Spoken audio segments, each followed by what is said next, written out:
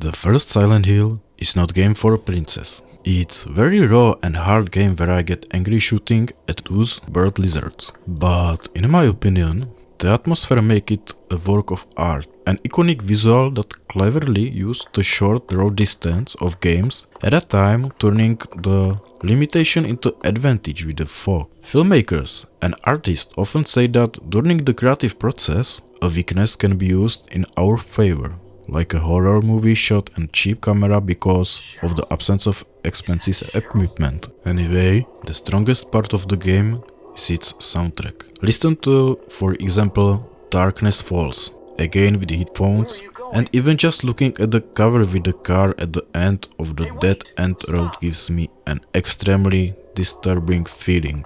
This music is literally like music from hell.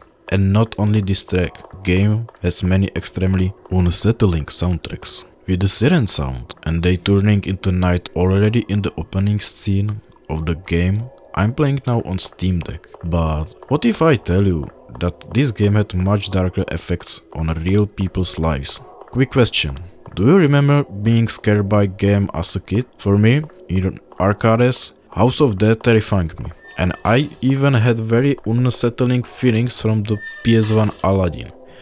Why Paladin? How? It's a kid's game. But it had very unpleasant, strangely mixed sounding music, and like many PS1 games, the draw distance was limited.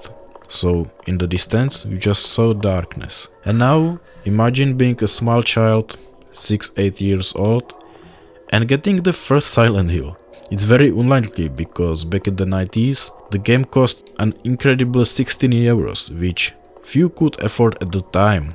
In my country that was a big part of the monthly salary. Anyway, back then games were also often copied onto CDs, so the game could reach people who didn't have much money. But the point I'm talking about, and the scariest part, is that small children who played Silent Hill in the 90s often got trauma from it, with strong nightmares, lasting from months to years. I found that confessions from people who played the game at a young age can be found on some forums, and it's really intense reading. So I'd have to ask you viewers if you would be interested in a video where I try to discuss and read some of these experiences from people who went through it. I think it's very interesting topics and I haven't seen a video about this specific thing yet. My latest video about the old Resident Evil 3 on the Steam Deck is doing surprisingly well.